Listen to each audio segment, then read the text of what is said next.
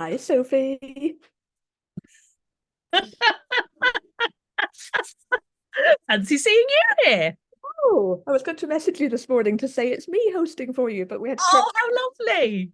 issues, so I couldn't tell you. How are you? You're right. Yeah, I'm good, thank you. I'm good.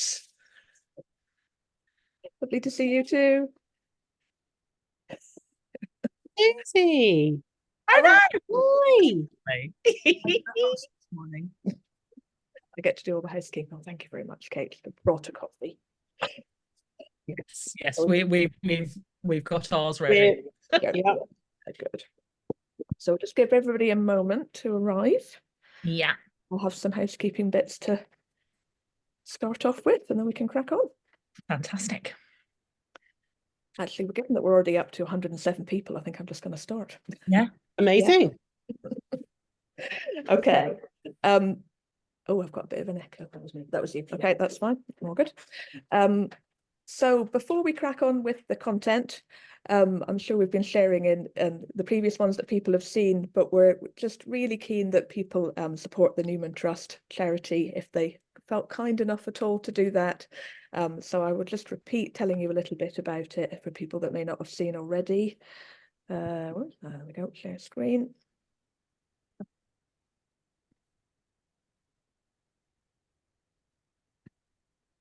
See that? Okay, so the Newman Holiday Trust is an amazing charity, completely run on fundraising and donations, and run by volunteers who provide holidays to children with disabilities and special needs across the country, often for children who might otherwise not have that opportunity to go on holiday. Amazing for the kids to build confidence, make friends, and have different experiences, and also, as you can imagine, a really valuable break for the families as well.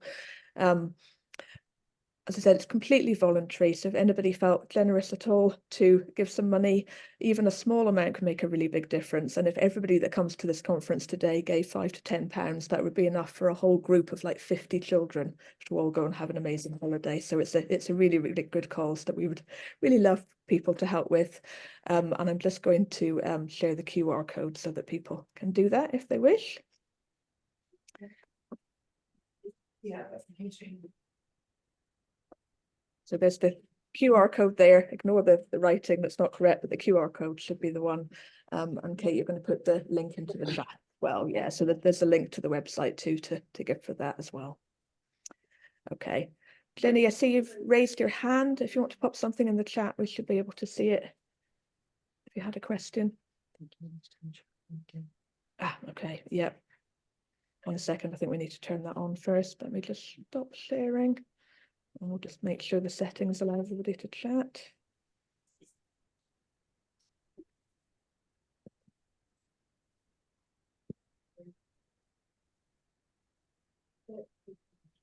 It's this one, isn't it? Yeah. We're just changing the settings so that everybody can contribute.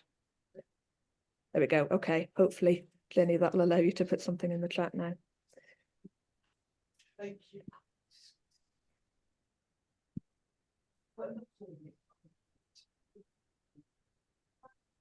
Okay, I think we'll crack on in the meantime. So we will have another QR code at the end. You can have certificates of attendance for this session. They cost £8. And there will be a link to a website where you will need to put in the name of the presenter, and your email address is really important. We cannot send it to you if you don't have your email address in there. So that's really important. And I think that's all I need to say for this one. Yeah, so we'll hand over to Sophie Scott-Harmon and Jasmine Zadeh from the Positive Support Group. I'm really looking forward to hearing your presentation. We will be here if you need anything, but we will turn our videos off so as not to distract people. Thanks, Susie. Right, let me share my screen so that we can see our slides. Okay. Fantastic. So welcome. Thank you, everyone, for joining us today. My name's Sophie Scott-Harmon. I am a PBS practitioner, autism and trauma specialist working for Positive Support Group. And I'm here with my colleague, Jasmine, who will introduce herself. Hi, thank you, Sophie. Thank you, everyone. I'm Jasmine Failey-Zada. I am a PBS practitioner. I also have a specialist interest in coaching psychology and nature-based interventions, and I work alongside Sophie at Positive Support Group. Thank you. Okay, so we are here today to think about the concept of sensory trauma. Sensory trauma is something that is getting an increasing amount of discussion. So we thought we'd bring the discussion to today's conference and think about how we take this into account in our practice. So first of all, we will think about defining the senses and defining what we mean by sensory trauma. We'll then have a look at identifying the rationale for considering the impact of sensory trauma and how we can prevent further traumatisation or indeed re-traumatisation. Throughout the slides, we've got lots of current literature on sensory trauma, and there's references at the end of the slide, so you can go away and find out more information, because honestly, Jasmine and I could talk about this all day, possibly all week, but we've just got a short hour with you today. And we'll think about how we develop sensory capable environments and work sensitively with a range of clients, and very much thinking about the nature focus of that. As Jasmine said, that is her research interest. So in terms of the senses, I can get the chat up. Please just type in the chat for me very quickly. How many senses do we have?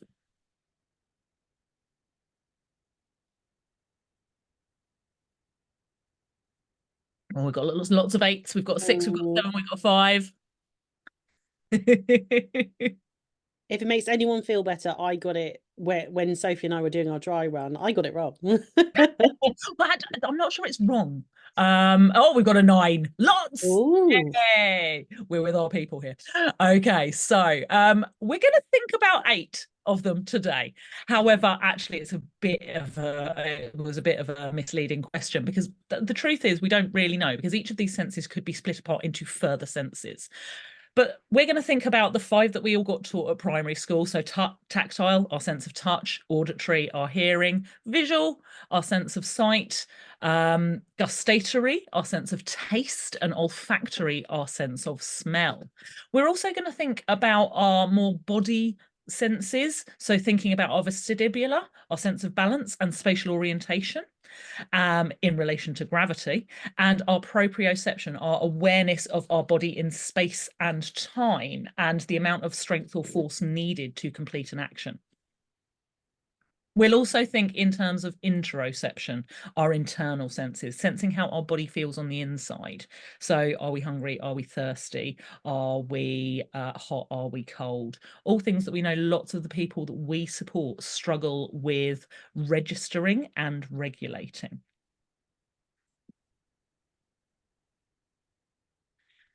Perfect. Yeah, so we're going to be focusing on kind of sensory experiences, sensory processing disorders as we go. And this is just a developmental overview. Obviously, to use some international terminology, we work with people with intellectual and developmental disabilities. So this is probably the pyramid of learning that you're all familiar with, or possibly not. Again, introduced in 1996 by Williams and Schellenberger. It's from the perspective of the client group that we work with. It's pertinent, obviously, based on the fact that we can see sensory processes are at the foundation of this pyramid. And again, they are the bedrock for the basis for higher learning. And to quote Wing in 1988, sensory processing impairment is as central to autism as the impairments of social interaction, communication, and imagination. So given that quote was from 1988, but really it's only, as Sophie was saying, something we're really kind of seeing looked at in terms of sensory trauma very recently.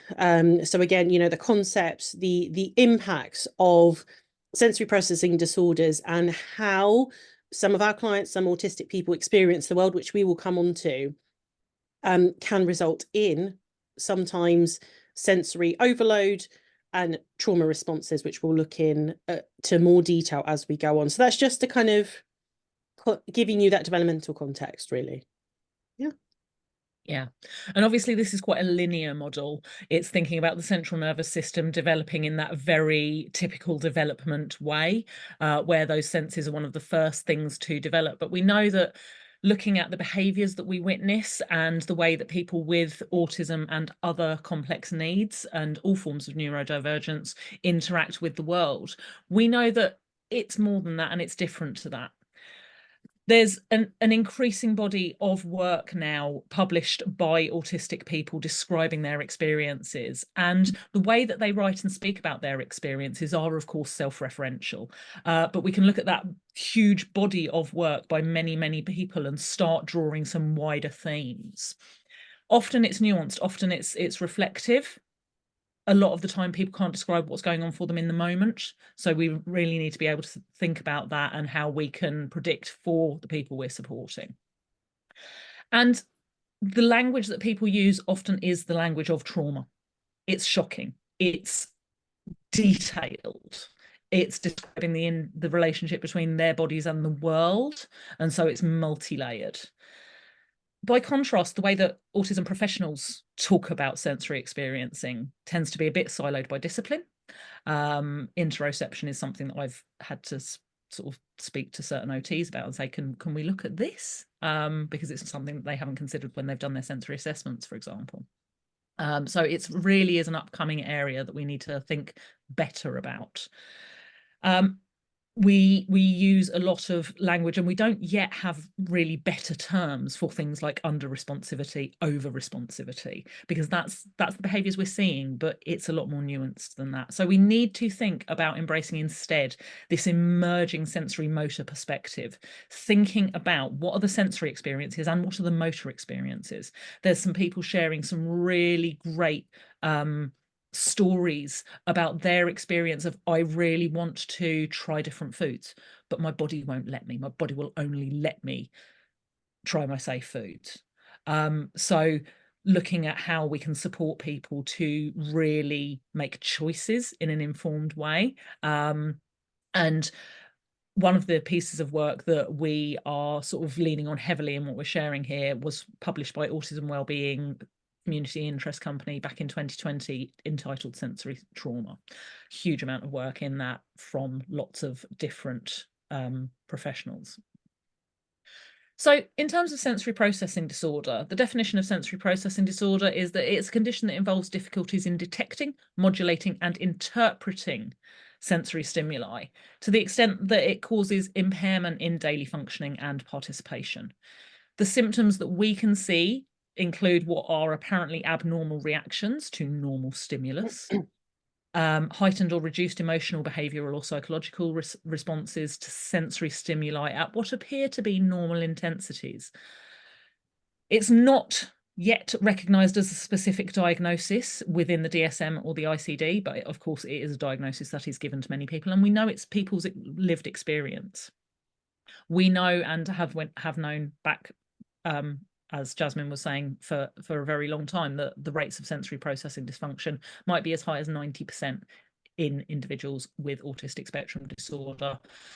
They're estimated between 5 and 16% in the general population. We know they're called comorbid features with many other diagnoses, as well as autism, all forms of neurodivergence, and many specific syndromes that people we support might be experiencing. Yeah, thank you for that. So we've talked a little bit about the senses, that kind of very linear developmental model, and we've talked about sensory processing disorders.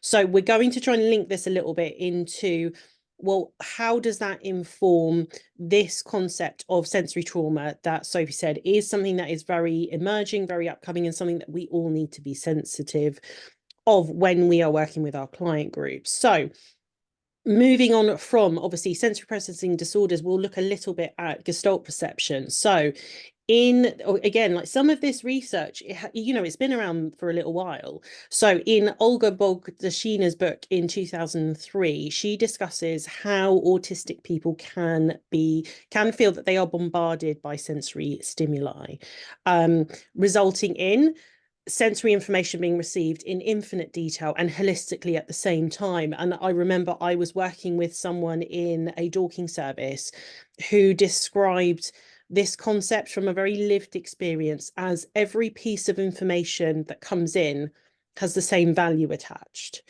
And that, I think, is such a great way of trying to understand this lived experience of someone who does experience the world in that very intense way, where there is a lot of information being received all at the same time. So again, it sets the scene for that kind of concept of overwhelm. And we'll talk a little bit more later on about the intense world hypothesis, which links into some of the nature-based information that we'll talk about as well. However, it does begin to paint that picture of, you know, how traumatic possibly that can be. And we'll go on to talk about fragmented perception as well. So again, when too much information needs to be processed simultaneously, and again, this is from children's studies, this particular piece of research, only those pieces which happen to gain attention can be processed. Again, sometimes this can account for strengths and struggles in people who have a diagnosis of autism. And it is that concept of that intense level of information cannot be simultaneously processed and can lead to information overload. So again, we'll talk a little bit more about the intense world hypothesis, which really kind of teases out some of those concepts a little bit more. But essentially, we're talking about that kind of setting of a lot of information coming in all at the same time, and that becoming a very, very, very difficult, I guess, world to navigate. Yeah. Thanks, Jazz.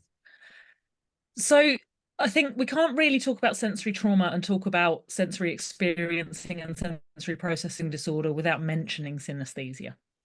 Synesthesia is a phenomenon where it's an extra ability. It's an unusual way of perceiving where senses overlap. So there's two main different types of synesthesia. There's projective synesthesia, where perhaps you will see shapes, colours, textures when experiencing other senses. For example, music or sounds might have a colour associated with them. And then there's associative synesthesia, feeling a strong involuntary connection between the stimulus and the sense that it triggers. Misophonia, which some of you might know, is where people will experience quite irrational anger at the sound of other certain specific sounds, often the sound of other people eating. That's a form of synesthesia. So historically, we believed, as the infographic here says, that synesthesia occurred in around 1% of the population. We're not very good at talking about our own experience and being able to describe it, and our language is actually really poor at describing our internal experience to another person. But as we've started to explore this, we've realised that actually it's more like 2 to 4% of the population we believe have synesthesia. We know that it's more common in our neurodivergent population. There are around about 75 different specific types of synesthesia currently identified. So you can go on Wikipedia and have a look if, like me, you like to fall down these research rabbit holes, and really helps us to understand the different ways in which people experience the world around them. So synesthesia, I think, is something that many of the people we support will be experiencing, and we have to take that into account when we're designing our support environments for them. Of course, all these things leave people much more open to trauma in terms of their sensory environment. So we'll have a think about the definition of trauma. This probably won't be the first time you've seen this today, but trauma, we know, results from an event, a series of events, or a set of circumstances that are experienced by an individual as harmful or life-threatening. Whilst unique to the person, generally the experience of trauma can cause lasting adverse effects, limiting the ability to function and achieve well-being in any one of those domains. This is the internationally recognized definition from the United States Substance Abuse and Mental Health Services Administration. It's the definition that the UK government, in terms of the guidance from Office for Health Improvement and Disparities, use in their trauma-informed care model. The UK Trauma Council have a somewhat more concise definition and have a huge amount of resources on their website about supporting us to work in trauma-informed ways. So it's really important to acknowledge that trauma isn't just this big T thing. It's not just this one event. It's not just a series of events, the series of small T traumas. It can be a set of circumstances. It's a very personal thing. What's traumatic to one person will not be traumatic to another. And what's traumatic to one person at one time in one situation might not be traumatic to them at an earlier or later time. We know that it's very rare that people will have a trauma diagnosis. Trauma survivors, we know, are a unique population of clients that we support, and more broadly in terms of mental health services as well.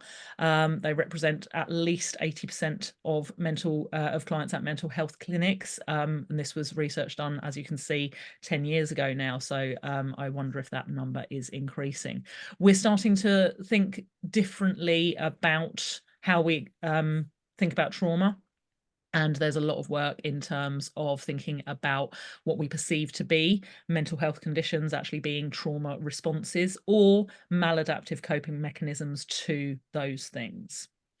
So sensory trauma is that threat to well-being experienced by the person in response to the environment in which they are existing. We need to, of course, be aware of the possibility of re-traumatization. If somebody has previously experienced a traumatic situation, then it's likely that they might re-experience thoughts, feelings, or sensations experienced at the time of that traumatic event or circumstance. And that can be triggered by reminders of the previous trauma in the current environment. So in terms of sensory trauma, the sensory environments that people exist in are chaotic. The world is chaotic. It's unpredictable. Extreme sensory experiences happen on a regular basis. You know, you're walking down the high street and the fire engine screeches past, the car backfires, the dog suddenly starts barking, the smell that you find really aversive is suddenly present as you walk into the shopping centre because somebody's spilt their bleach. We can't protect for all of those things. So it's something that we have to be really, really aware of, and make sure that we're vigilant to the environment to support people well. We know that people will experience the world, as I said, in terms of it being chaotic, and this will be painful for them. This isn't anything new. This is something that's been identified for a long time. Temple Grandin said back in 1997 that fear is the main emotion in autism, and fear-based behaviours we know are complex. The people we support display complex behaviours. People are speaking broadly about their most powerful memories being sensory. Things feeling chaotic, feeling out of control, feeling overwhelmed, feeling terrified, and that being a consistent state of being for much of their life.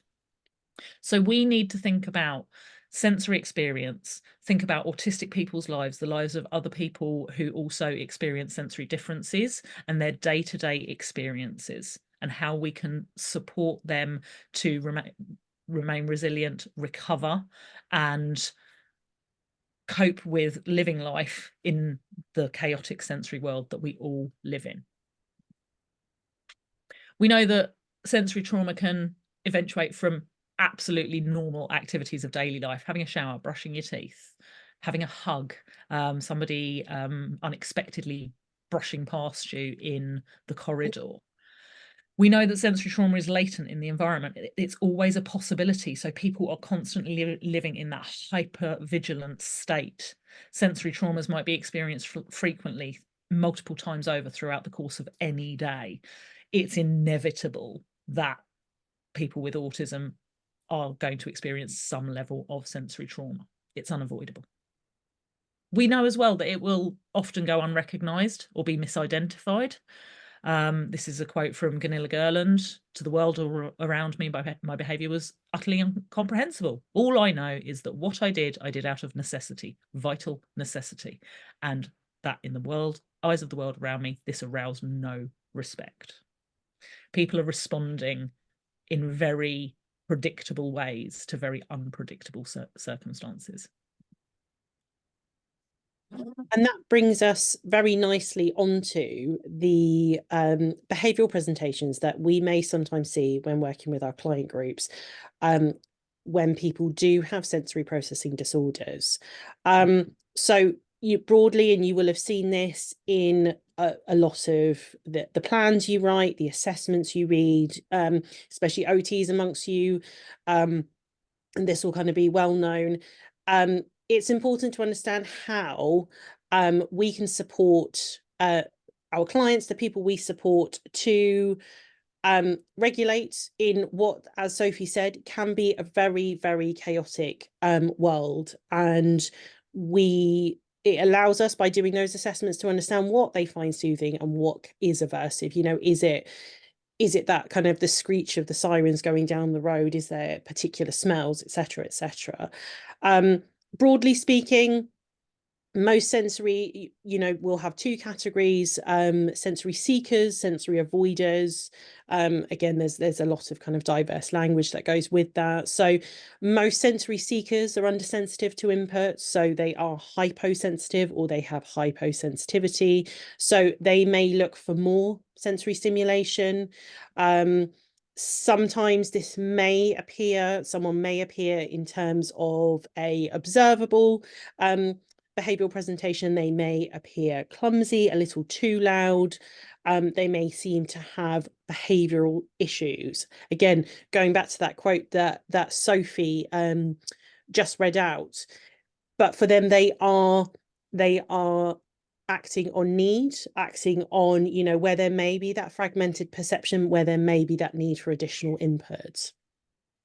A lot of the fear-based response, a lot of the kind of sensory trauma-based work that we're talking about would typically probably come from people who would be considered to be hypersensitive or be sensory avoiders or oversensitive. Again, a lot of this language is quite diverse, but they may experience sensory input more intensely than the average person, and they avoid it because it is overwhelming to them. And we'll talk a little bit about sensory distress as we go on, what that looks like, how can we support, and obviously I'll give you an opportunity to maybe kind of outline some of the experiences you've had as well. But again, it is an overwhelm, going back to that kind of Gestalt perception. And as we'll go on to talk about the intense world hypothesis, it is overwhelming. There is a huge amount of information coming in at the same time, and only some of that can be processed safely. Yeah. So again, Sophie said, these are quotes and infographics from Autistica's website. Autistica is absolutely amazing, really great autism research charity. Definitely have a look. And all of these, anything that we kind of quote, stats, all the references will be at the end if you want to go and do some further reading. So again, 9 out of 10, around 9 in 10 autistic people have problems with how they experience the sensory world. And again, it's very important when we're considering interventions, and we'll talk about capable environments, and I'll talk a little bit about how we extend that outside of just, the care setting we're in, the home setting. We'll talk a little bit more about our place in the world as it is evolving. The world, we see a lot about kind of the climate crisis, blah, blah, blah. So we'll take this both in the context of, how can we design those capable environments to support people who have sensory trauma? Also, how can we support people in the wider context of the world we live in? So we'll come on to all of that later on. Okay. Next slide. Thank you. So, like I was saying, a little chance for you guys to think about people, and you can type in the chat, people you may have supported, and what strategies and it can be very quick. It can be, that you just want to say, oh, they use XYZ. What strategies have you developed or have you found have been helpful in supporting people who are experiencing sensory overwhelm, who may have sensory hypersensitivity, or even, I guess, safety precautions for people who may be hyposensitive to sensory stimulation? So just a really quick, couple of words, answers in the chat, and I'll have a little look. What have you found that really helps support people not have that aversive reaction to the environment around them? Can be something as simple as, ear defenders. And now the in-ear ones for anyone who finds that particular. Yeah. Deep pressure, sensory movements, quiet spaces, deep breathing. I like that. Emotional regulation. We'll talk a little bit about that. Weighted hoodie, quiet times at shop, access to preferred items, darker spaces. Low arousal approach. I like that term. Body checks. I was on a mindfulness course the other day about the body scan and how actually even the body scan, and we're going to go back to that, the 8 things that I missed this morning earlier when I was when we were talking about the, how many do we have? Actually, sometimes that body scan itself, that can, if you ask someone to do a body scan, that can be just overwhelm, and about how we can use some of those interventions really in a person-centered way. Sunglasses, deep pressure, amazing. Yeah. Food and drink. Yes. Yeah. Smoothies, crunchy foods. Crunchy foods is often, I see that a lot. Thank you. Thanks, Yeah. everyone. So it sounds. Go on. I was going to say, yeah, there's some fantastic strategies coming in there. It sounds like lots and lots of really great work going on. And I think, just looking at some of the different strategies we've got, a lot of them are involving us having to sort of support with the person, co-regulate with the person. A lot of it's around touch. We've got things like hand squeezing, massage, those low arousal approaches, being able to use sort of weighted hoods, deep pressure. And so all of those things, we make reference to it a bit later, but thinking about sort of the 6 steps to the trauma-informed approach, safety being number 1, relationships being number 2. We've got to have the relationship with that person. Otherwise, we're potentially just a new source of trauma. So really, really good responses. Thank you. Thank you. Yeah, and so this is just, again, this is from the Autistica website. This is a general guide and you can have a look later. So, and I'll let you guys read that. What is helpful, what isn't, obviously,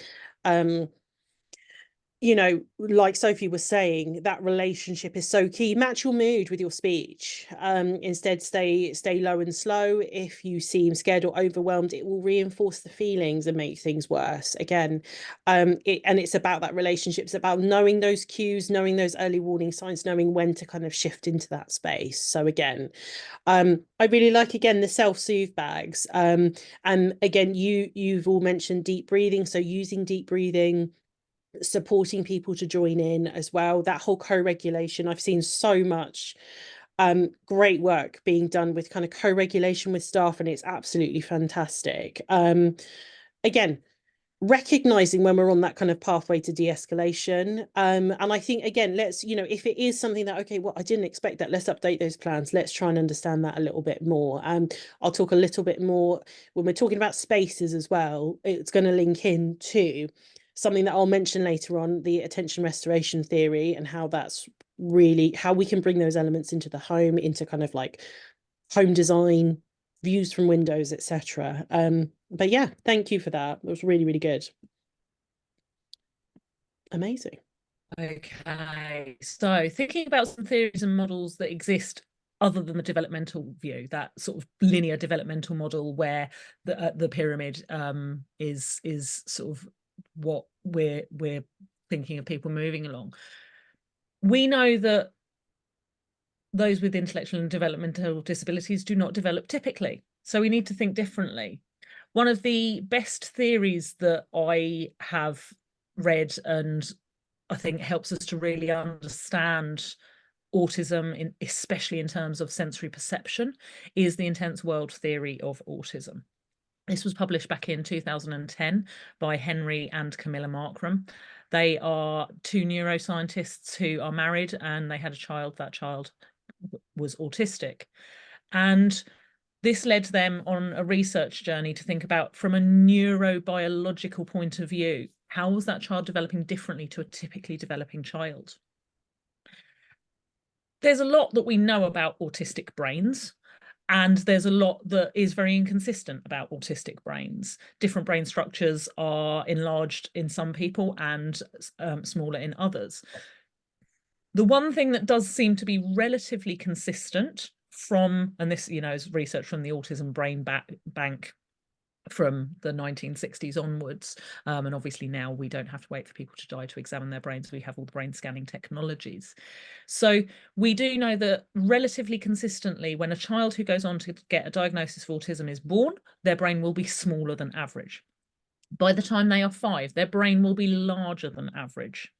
The Markrams proposed that the mechanism for this is because during those early days, weeks, months, and years of life, we know that typically developing children, all children, are going through that period of rapid learning as they experience the world around them. And it's a very sensory-based learning for the first few years. We know this from looking at child development. The intense world theory proposes that in typically developing children, alongside that rapid growth, there is also rapid trimming of neurons, where the mechanisms within the brain will trim away the unnecessary connections. This results in a hyper-connected brain because that trimming doesn't happen effectively within the autistic brain. So this overgrowth of the neural circuits, or rapid growth of the neural circuits, could lead to this perceptual and cognitive level of excess functioning, leading to this intense perception of the world, which often will turn aversive for people. So this theory helps us to understand hypersensitivity, stimming, self-injury as coping mechanisms. When there's so much input coming in, you just need a really strong input to drown it all out. Those intense feelings, including severe distress at other people's pain and meltdowns. One of the types of synesthesia that exists is called mirror touch synesthesia. And that's where you can feel other people's emotions as if they were your own. People who have that excess of empathy that we now understand is often the case in autism, rather than a lack of empathy, as we used to believe many, many years ago. So the intense world hypothesis suggests that we know for a diagnosis of autism, and for many of the other neurodiverse diagnoses, there's this genetic predisposition. It's not as simple as the genetics. Twin studies tell us that. There's environmental factors that happen during pre and postnatal development. And then the prenatal development, there's that some sort of toxic insult, some sort of chemical trigger within the environment. We really don't know what that is, that results in a change in the epigenetics, so that some children will go on to develop that diagnosis of autism. That leads to changes at the molecular level within the brain and the entire central nervous system, which we know is pervasive and affects our whole bodies. It's not all just held in our heads. Leads to these hyperfunctional circuits. So we've got these hyperreactive, they're called microcircuits, the sensory structures within the surface of the brain that process the information, and they're hyperplastic as well. They're still undergoing this rapid growth. This explains so many of the aspects of autism that we see: people being hypersensitive, hyperperceptive, noticing every single little detail, hyperattentive. Hyperfocus is very real. Hypermemory, that ridiculous memory for facts and situations. And with that comes the more negative aspects of hyperfear and hyperemotionality as well. It leads to that world being perceived as very intense, being perceived as fragmented, because there is only so much that can be processed at any one time, as Jazz has said several times, and this becomes aversive. What we see in terms of the behaviours are those that we associate with the diagnosis of autism, that spectrum of idiosyncrasies. everybody is their own person. Everybody is very different. Everybody is unique, but their difficulties fit within that umbrella. Integration deficits, where they're struggling to integrate different senses together. We know our senses, when they're fully developed, are really, really interlinked. And when they're developed differently, they're very interlinked as well. So those of us who drive, you know, we've all had that experience of needing to turn the radio down to park the car. We definitely don't use our ears to park the car, but we've all done it. Any of you who have done any training with me in person have probably been made to stand up and stand on one leg and then close your eyes and try and do it again. And you know what? It's much harder to balance when you can't see. We use our vision to help support us with knowing where up and down are. Our senses are hugely interlinked. Those things aren't integrating in the typical way in the people we're supporting. This can also lead to exceptional talents. This can lead to savant syndrome. This can lead to people being able to do really well in specific areas. Of course, it leads to routines and repetition, because people are attempting to make things feel safe and predictable in a chaotic, unpredictable and terrifying world. And when things do become too much, people withdraw. Because of the nature of brain development, they might withdraw at times where they miss key periods of brain sensitivity to specific inputs. We know if children do not experience verbal communication before the age of 3, they are very, very unlikely to go on to develop verbal communication. Those areas need to be stimulated at the right time. If the child is withdrawing due to the sensory onslaught, they're not going to be able to experience those social interactions, and therefore their brain development in the social areas will be impacted for life. So the impact of sensory trauma is huge. We really can't stress enough how much we need to be considering this for the people we support. We know that ultimately, if people have experienced trauma, then they will still be living in those survival modes: fight, flight, freeze, appease. Appease is sometimes also known as fawning, people pleasing. People are living in those highly elevated, high cortisol, toxic stress states in the absence of a threat, because the threat is latent in the environment. It could happen at any time. We don't know when the dog's going to bark. We don't know when the sirens are going to come past. We don't know when somebody's going to make that particular squealing noise that's really, really painful, or, you know, maybe the TV's doing that, or the radio's doing that. Maybe it's the flickering of the lights. And because of that layering effect and that processing effect, people can often cope with one or two of those things. But the more of those things that are coming, the more people are, the more threats to well-being are happening.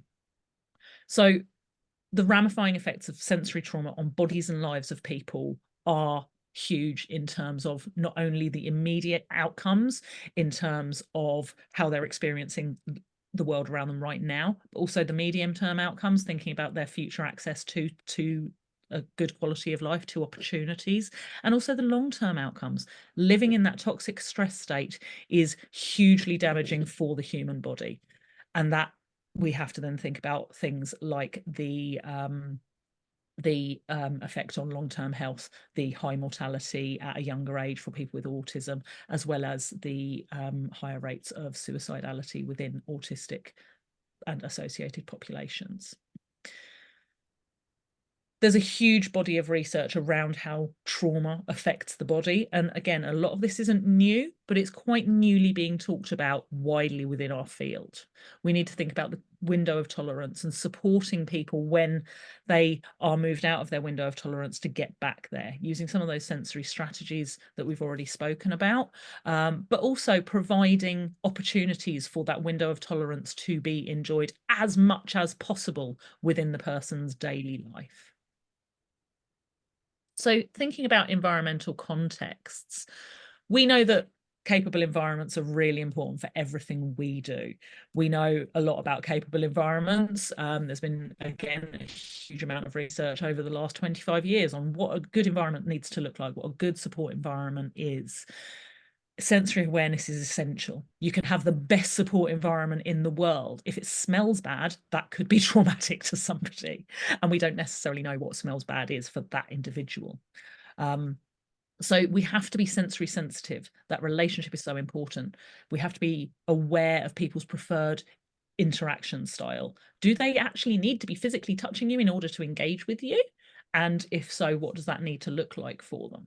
What's their preferred sensory environments to access activities in the first place? How can we set people up for success? Consistency and predictability are key. Choices being presented in the right way at the right time, because choice can be a threat in itself. It can be overwhelming in itself.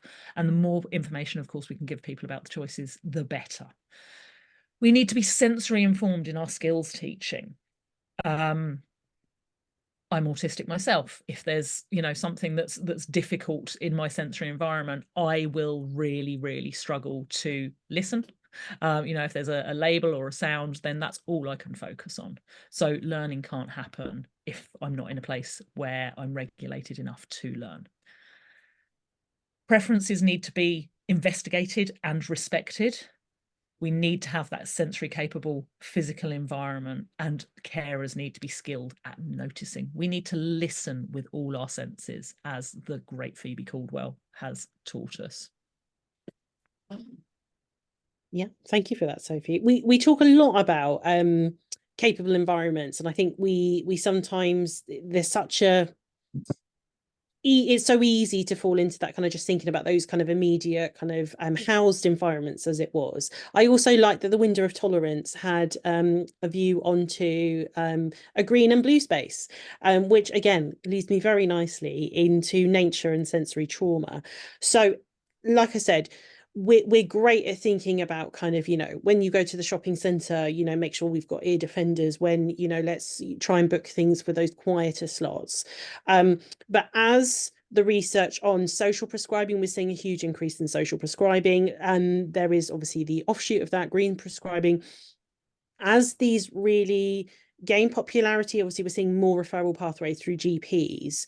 We're seeing an evolution in language as the literature builds as well. Now, what's come with some of that evolution of language is some concepts that I think link really nicely into that intersection. I'll talk about intersection a little bit more between our, you know, how the natural environment or the natural world, or kind of the world as we know it, you know, there are a lot of researchers who don't see that urban nature divide.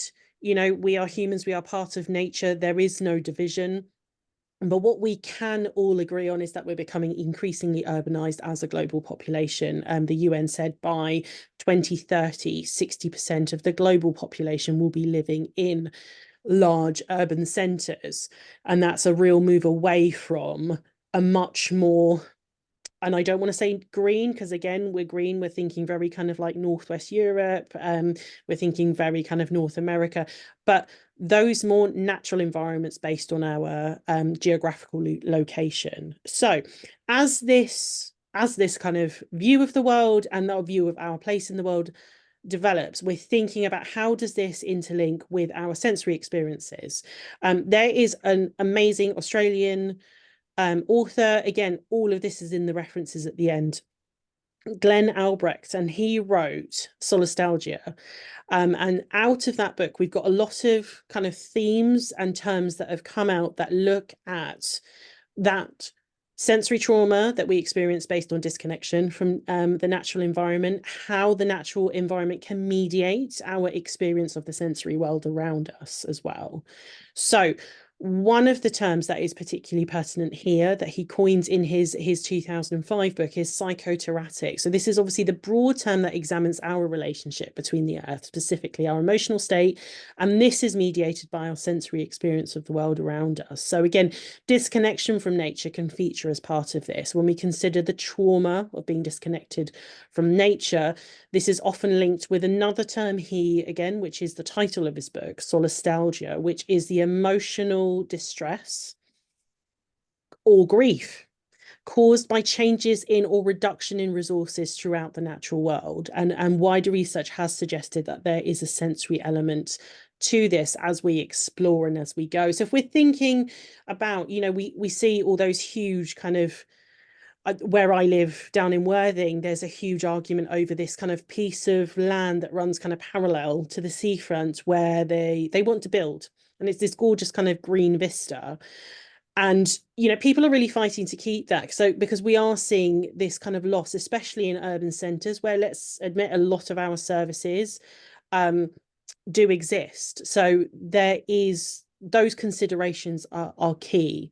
And as we move into what is colloquially, I don't know if it's an official term, I don't think it is, the Anthropocene, which is an unofficial unit of geological time used to describe the most recent period in Earth's history when human activity has started to have a significant impact on the planet's climate and ecosystems, which includes that kind of access to green space.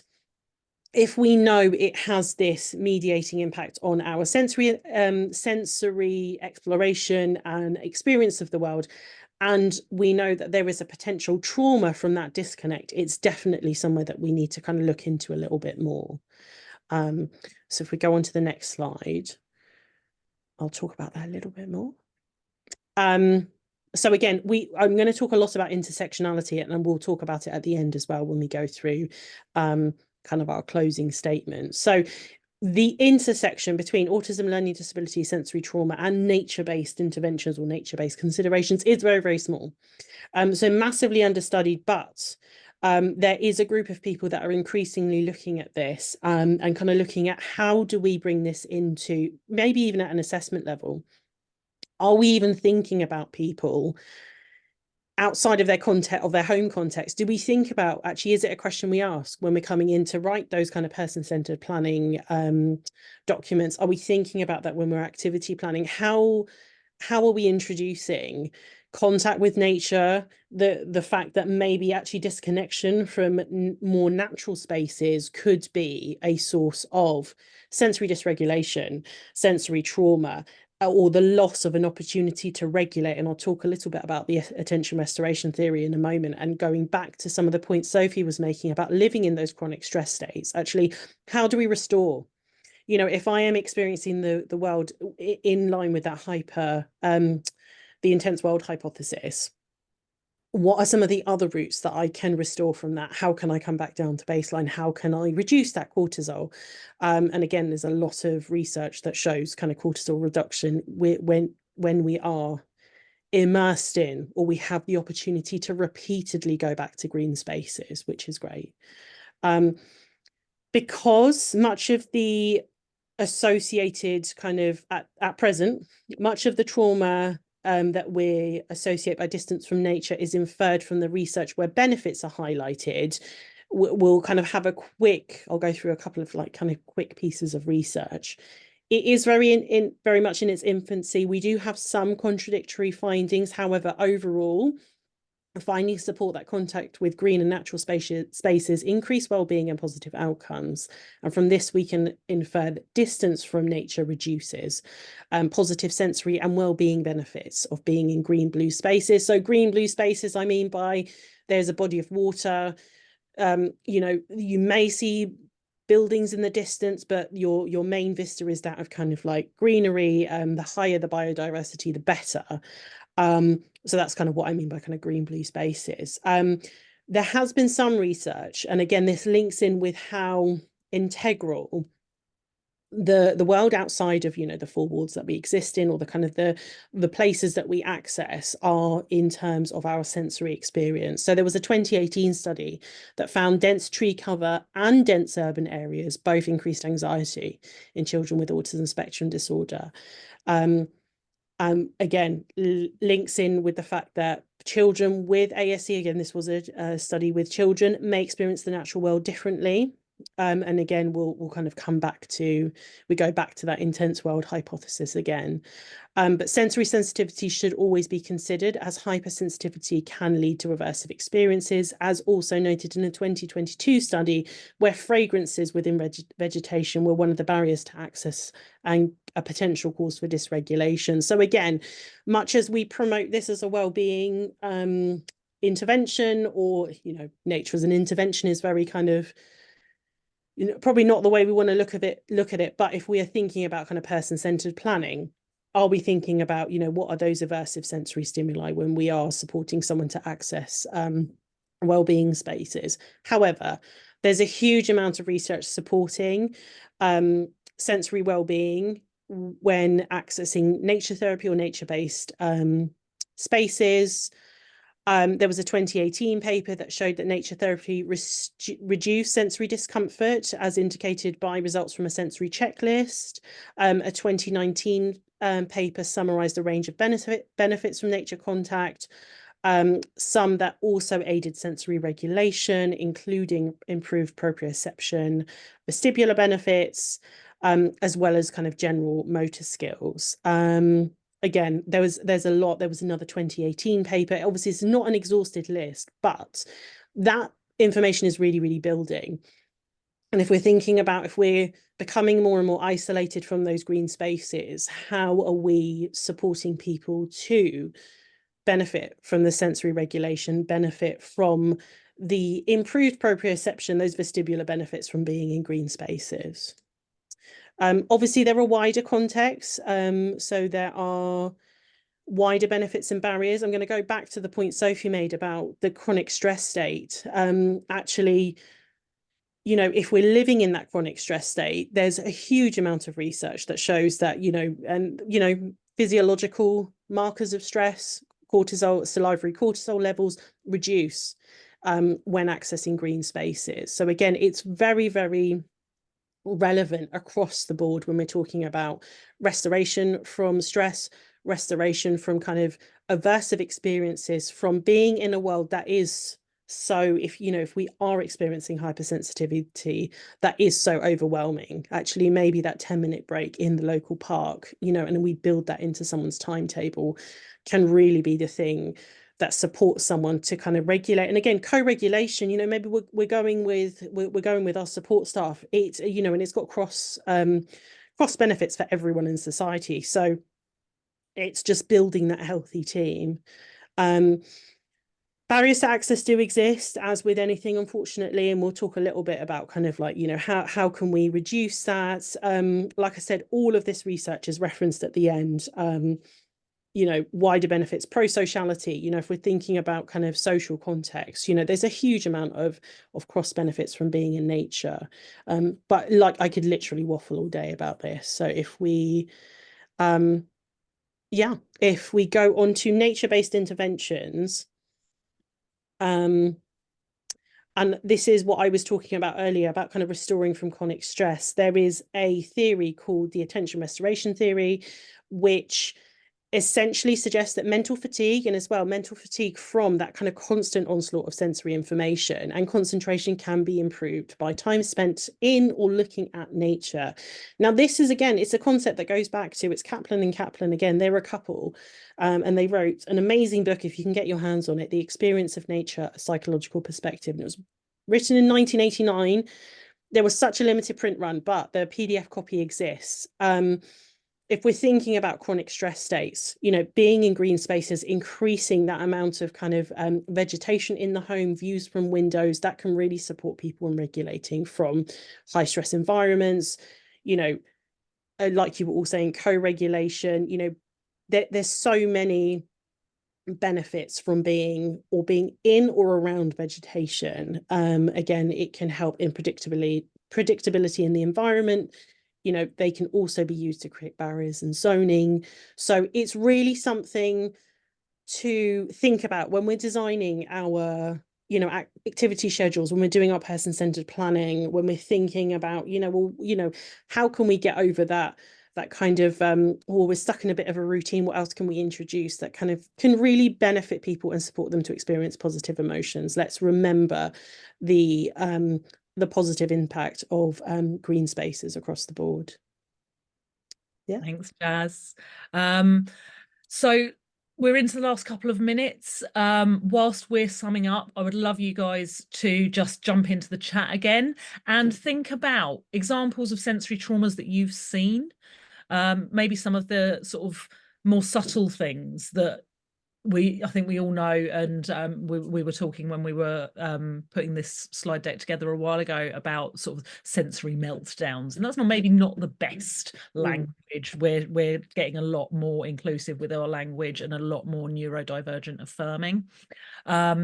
We all know what those kind of big meltdowns over something really obvious looks like. The child is screaming, the person's really struggling. But what are maybe some of the more subtle presentations that you've seen? And examples of sensory informed practice, which has really enabled or increased people's quality of life. At the end of the day, that's what we're here to do within our PBS framework. And if you've got any specific examples you can share to give other people ideas about times when natural spaces have improved well-being and quality of life. Sensory gardens aren't the right thing for everyone. As we said, smells can be very aversive and very overwhelming to lots of people. There is this emerging body of research and more things coming around about how to support people well. I was talking to an ecosensory therapist last week. That's a very new approach that's being developed. We've got some really service user led information out there, and everything we do needs to be within those guiding principles of the trauma informed approach. So in summary, we need to be neurodiversity affirming. I will leave Jazz to just finish up the with 30 seconds about intersectionality. And thank you so much for joining us today. Thank you for joining us. I'll just end on this slide. So I've touched on intersectionality for a number of reasons, but again, we're talking about the core principles of neurodiversity affirming practice. So first principle is the most obviously important. If we don't see all of someone's identities, we don't see the whole person, and which is why intersectionality is so important. Let's respect, let's honor every aspect, just like, you know, we have diverse interests, etc. Let's really get to know the people we support. Respecting autonomy, let's honor those individuals' right to control their own body, you know, from a sensory perspective, and make their own decisions. Obviously, we're talking very contextual, but generally as well. You know, if it's aversive, let's understand how they make that known to us. Again, presuming competence, Mental Capacity Act, you know, it's about recognizing that individuals have capacity unless it's been proven to otherwise, but we assume that is there. Validating differences. Again, there is no one size fits all, and I think we're becoming more and more aware of that. There's no one presentation that is, you know, that kind of very stereotypical view of developmental disorders. Let's validate differences. Let's use a strengths-based approach as well. Let's play to those strengths.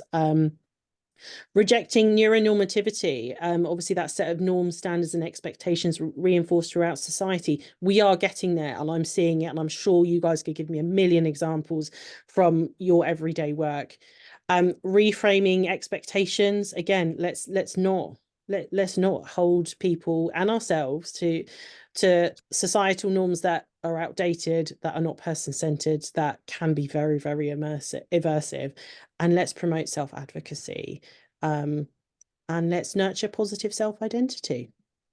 And let's make reasonable adjustments and honor all forms of communication. Thank you. Thanks, everybody. There's a couple of questions that we'll just have a look at, but I'll leave you to read the summary slide. I think the one thing I will always say is we're still learning. We need to keep learning. We need to keep listening to people. We must assume sensory trauma. Absence of proof is not proof of absence. A quote from the great Carl Sagan that I go back to time and time again. Thank you, everyone. Thank you. Thank you both. That was absolutely fantastic. Such an interesting talk, as always. Really, really enjoyable. You're always right at the forefront of what we know from people about their experiences, and yeah, really appreciate that. Hopefully people have had time to read that summary slide. I'm just going to put the QR code up for ordering certificates of attendance. In the notes section, people need to put Sophie Scott Harmon's name and their email address. Really important. If you don't put your email address in, we can't send it to you. So that's really important, and they are £8. So I'm just going to share the QR code so people can just scan that if they would like, or I've put the link in the chat as well. So we had a couple of questions, but we're a little bit limited for time. Yeah, if you're able to answer those in the chat quickly, that would be great. I see we have a couple of raised hands. We're not able to go to you as it's a webinar format, but if you want to put a question in the chat, Glas and Sophie may just have time to look at those quickly. Absolutely, yeah. I'm just we've got a couple in the Q&A, so I'll just type an answer to those, and and somebody's already answered one of them. Thank you, Zoe, for answering that. And yeah, thank you again. I'll type some answers quickly, and yeah, lovely to. And feel free to drop us an email if you're interested. I think there's a group of us that are really kind of moving forward with this. So if you ever want to get involved with any of that, talk to us, please. Just, yeah, we're an email away, so always feel free. Yeah, I'm just putting my email address in the chat, and you can find us both on LinkedIn as well. People asking for the reference slide, as long as the speakers are happy, the recording will be uploaded to the website and the slides at a later date, so you should be able to get all of that. Yeah, absolutely. Thanks, everyone. Amazing. Thank you. Everybody's got the QR code that needs it.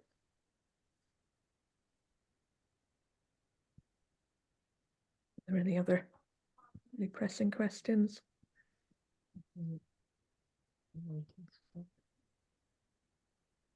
Miranda, I love your comment about the woods being a safe space. I can identify with that as well.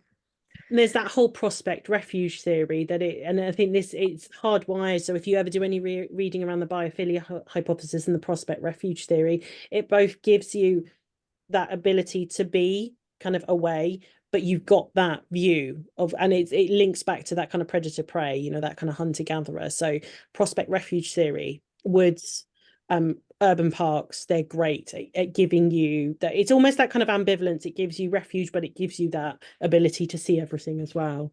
Yeah, so definitely have a look at that as well. I'm just popping the QR code up again because the comment that people couldn't see all of it.